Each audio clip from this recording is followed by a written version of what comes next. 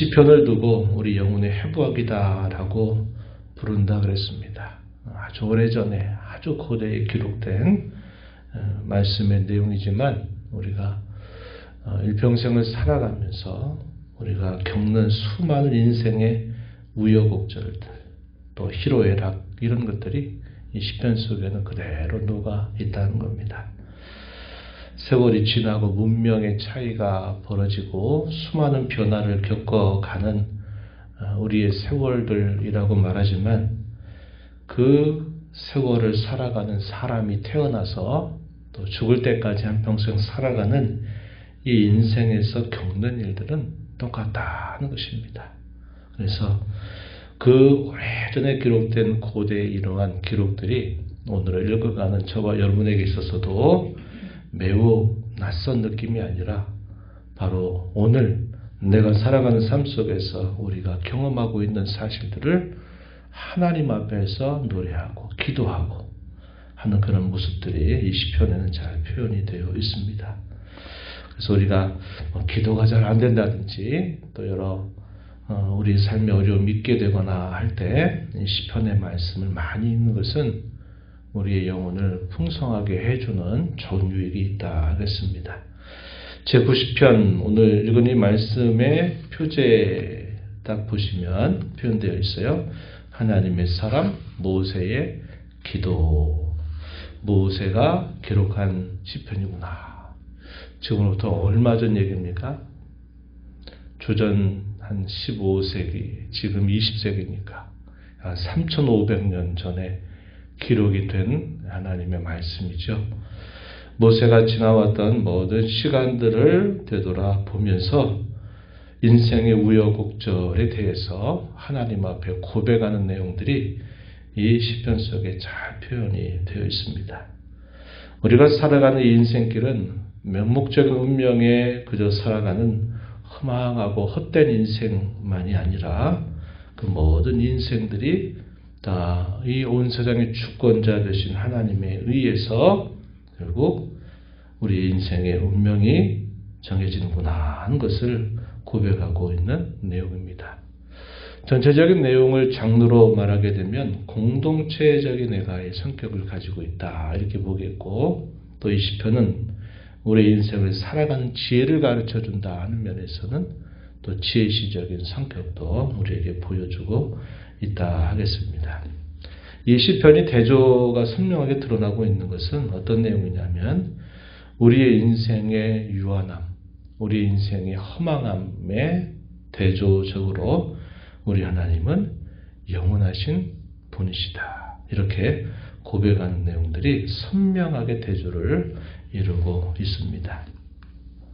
우리 인생에 대하여 덧없는 인생이다라는 표현들을 잘 보여주고 있는 말씀이 곳곳에서 발견됩니다. 우리가 읽은 말씀 중에 3절 한번 가서 보시기 바랍니다. 3절 보시면 티끌로 돌아가게 하신다 말하죠. 우리의 인생이 태어나서 죽을 때까지 살아가는 이 삶이 마치 티끌로 돌아가는 인생과 같다 이렇게 표현합니다. 결국 사람이 죽으면 한 줌 흙으로 돌아가게 되는 그 허망한 모습을 이렇게 표현하고 있는 것입니다. 특별히 모세는 이스라엘 자손들을 애굽에 있는 그 자손들을 이끌어서 하나님 약속하신 땅으로 인도했던 인도자입니다. 부푼 꿈, 또 희망, 감사와 기쁨으로 애굽에서 나와서 새로운 삶을 살아가게 되지만 광야 40년이라고 하는 그 과정을 통과하면서 그 꿈을 안고 살아갔던 모든 사람들이 약속의 땅을 밟지 못한 채 다 도중에 쓰러져 죽게 되는 것을 보았어요. 사람의 수명이 다 돼서 부름을 받은 사람도 있지만 대다수의 사람은 자신들의 삶을 한껏 살지 못하고 징계와 또 하나님의 벌을 받아서 결국 죽게 된 인생들이 대다수를 이루고 있었다는 것을 모세는 목격했어요. 그리고 이끌었습니다. 사람들의 그 모습들을 다 살펴보면서 그 누구보다도 우리 인생이 얼마나 허망한 삶인가 하는 것을 뼈저리게 고백할 수 있는 사람이 되겠어요. 그래서 우리 인생에 대해 티끌로 돌아가는 인생이다 이렇게 가르쳐주고, 우리가 잘 아는 10절 가서 보면 우리의 연수가 70이고 강건하면 80이라도 우리의 연수의 자랑이 무엇인가? 그것은 수고와 슬픔만이 남는 인생이다 이렇게 고백하고 있습니다. 10절에 그렇게 표현되어 있어요. 또 시편 4절, 우리가 이 말씀 4절 가서 보면 주님의 목전에서는 천년이 지나간 어제와 같고 밤의 한순간 같을 뿐이라 이렇게 말합니다. 우리 하나님의 영원하심, 그것을 이렇게 빗대어서 표현해주고 있다는 것이죠. 5절에 이어서 보면 우리 인생은 홍수처럼 쓸어 가시고 잠깐 차는 것과 같다 이렇게 말합니다. 홍수가 범람하게 되면 순식간에 모든 걸 싹 쓸어가 버리죠. 그와 같이 갑작스럽게 우리 인생이 떠나가는 것처럼 보이고 잠깐 자다가 깨어난 그런 삶에 지나지 않는다 이렇게 표현했습니다. 6절 이어지는 말씀을 보니까 아침에 돋은 풀 같은 인생이다 또 이렇게 노래합니다. 아침에 이슬을 받고 꽃을 피워 그 꽃의 아름다움을 드러내다가 해가 지게 되면 말라 비틀어지는 풀과 같은 그런 인생이다 이렇게 말해줍니다. 인생에 대하여 참 많은 걸 목도하였던 모세는 우리 인생이 이처럼 험악하고 더덥다, 변화무쌍하다 하는 사실들을 잘 표현해주고 있다 하는 것입니다. 왜 이런 인생이 이렇게 허망하고 이렇게 참 헛되게 살아가게 되는가? 그 이유에 대해서 모세는 분명한 이유를 깨우쳐 주는데 그것이 뭐냐면 우리의 죄의 문제라 하는 것입니다. 8절 말씀을 가서 보시면 이렇게 말하죠. 우리의 죄악을 주의 앞에 놓으신다. 우리의 은밀한 죄를 주의 얼굴빛 가운데 두셨다. 우리의 죄악, 우리의 은밀한 죄. 하나님께서 그것을 자세하게 살펴보신다. 이렇게 표현하는 것입니다. 9절 이어진 말씀에 보면 우리의 모든 날이 주의 분노 중에 지나가고 우리 평생이 순식간에 다하였다. 이렇게 말해서 우리의 인생이 주의 분노 가운데 지나간다. 인생 가운데 짓는 죄와 허물에 대하여 하나님이 그것을 벌하신다 하는 사실을 분명히 말씀하죠. 7절에서도 주의 노에 소멸되고 주의 분내심에 놀란다고 고백합니다. 이것이 다 무엇일까요? 우리 인생의 창조자와 주권자 되시는 하나님이 인생 가운데 범하는 모든 죄에 대하여 하나님은 그의 공의로우심을 나타내신다는 겁니다. 그러한 허물과 죄를 지고 살아가는 이 인생은 짧은 인생을 살면서도 그 인생을 행복하고 즐겁고 복되고 가치 있게 살아갈 수 없는 것은 우리의 허물과 죄가 너무나 많기 때문이고 그것을 그저 아무렇지도 않게 하나님이 그것을 넘겨보시지 않는다 하는 그 이유를 말해주고 있습니다. 이런 하나님 어떤 분이라고 모세는 고백합니까? 하나님은 영원하신 하나님이시다. 2절 말씀 이렇게 표현했어요. 땅이 생기기 전 땅과 세계도 주께서 조성하시기 전 곧 영원부터 영원까지 주는 하나님이십니다. 이렇게 고백했습니다. 유한하고 짧은 인생 그리고 죄와 점철된 삶을 살아가는 허망한 인생에 비하여 하나님은 영원하신 하나님이시다. 이렇게 고백하고 그 하나님은 우리 인생에 어떤 분이 되시는가? 1절 말씀을 가서 보면 주여 주는 대대의 우리의 거처가 되셨나이다. 이렇게 말합니다. 이 거처가 된다 이 말은 피난처가 되신다 또 안식처가 되신다라는 의미를 우리에게 전달해 주는 겁니다. 우리 인생 자체를 바라보면 참 더덥고 허망하고 헛된 인생일지라도 그 하나님은 우리 인생을 지으신 분이시면서 그분만이 우리의 거처가 되신다 하는 사실을 고백해 주고 있습니다.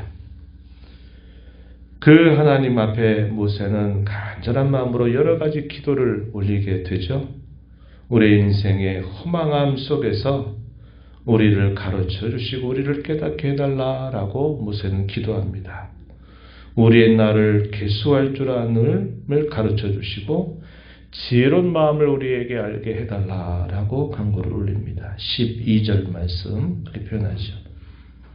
시편 89편 47절 우리가 읽은 이 90편 바로 앞에 가서 보면 이런 표현이 나오죠. 89편 47절 나의 때가 얼마나 짧은지 기억하소서.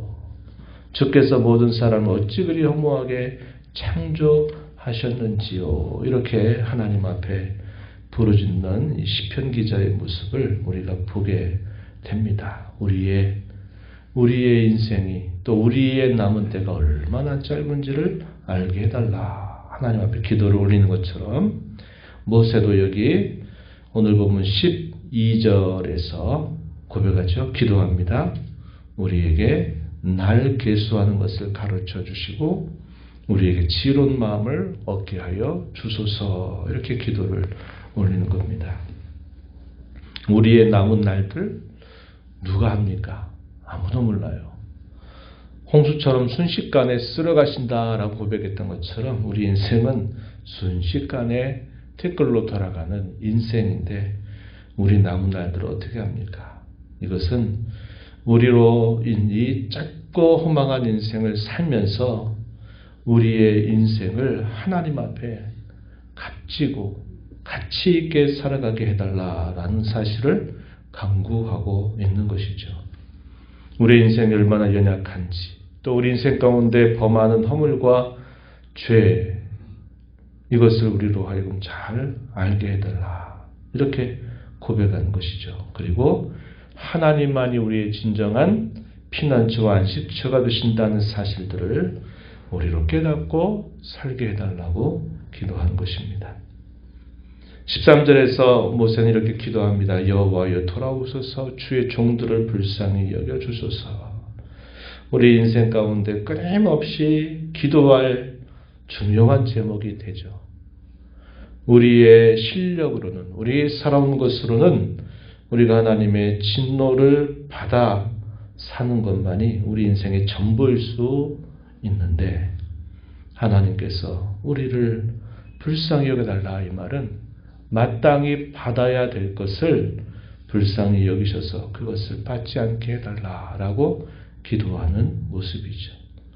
우리가 늘 하나님 앞에 나올 때마다 주의 긍휼을 구하고 주의 자비와 은혜를 구하는 것도 이와 똑같은 맥락임을 알게 됩니다.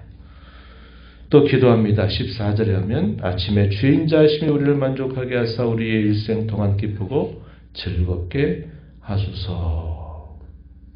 주의 인자하심, 하나님의 약속에 근거한 변함없는 그 사랑이 우리를 만족하게 하시고 우리의 일생을 즐겁고 기쁘게 해달라라고 고백하는 겁니다.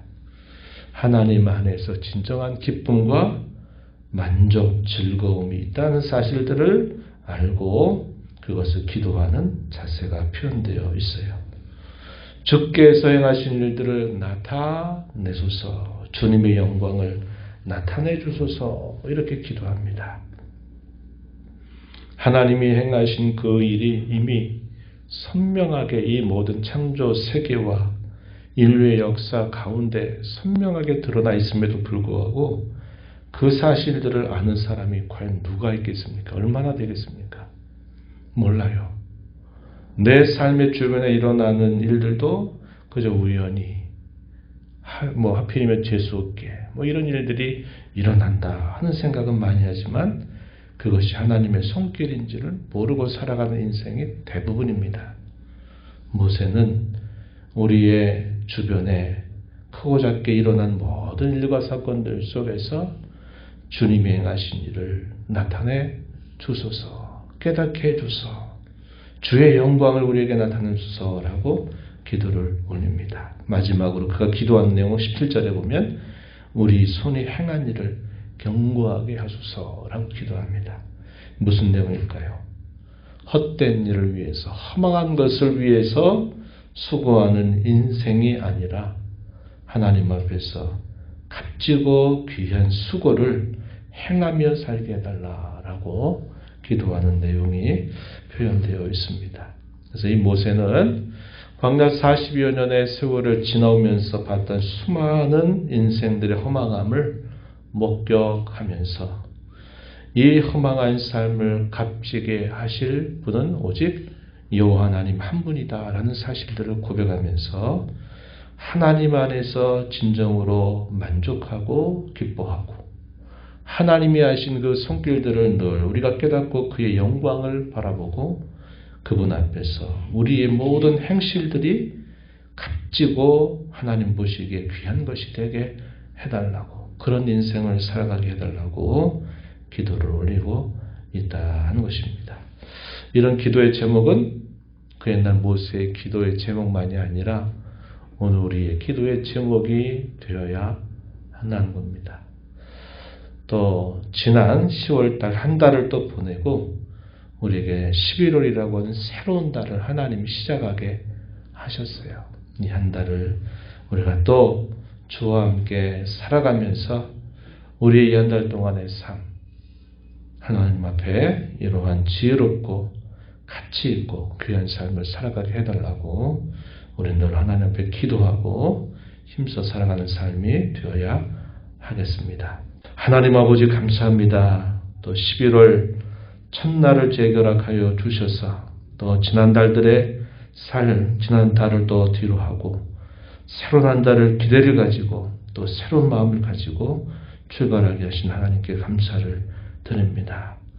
오늘 시편 90편 말씀을 통해서 우리의 인생이 얼마나 유한하고 터덥고 허망한 삶인가를 다시 한번 깨닫게 하시고 우리의 인생 속에 늘 범하는 죄와 허물로 인한 그 징계와 그 하나님의 노하심 앞에 우리가 얼마나 참으로 가련한 인생인 줄 알게 하시며 오직 하나님 안에서만 하나님의 긍휼하심과 인자하심을 통해서 저희가 새 힘을 얻을 수 있음을 언제나 깨닫게 하시고 우리의 남은 시간이 얼마 될지 알지 못하오나 하나님만이 우리의 진정한 안식처와 피난처가 되심을 언제나 알게 하시고 우리 인생 가운데 헛되고 허망한 일을 위하여 수고하고 애쓰다가 살아가는 삶이 아니라 주님이 기뻐하시는 일, 주님 앞에 값지고 귀한 일들을 행하며 살아가는 저희들의 삶이 되도록 저희들을 인도하여 주옵소서. 은혜의 보좌 앞에 나와서 아버지 은혜를 간절하게 구하는 모든 심령들을 주께서 용납하시고 강구의 길을 기울여 주시며 응답하시기를 바라고 예수님 이름으로 기도하옵나이다. 아멘.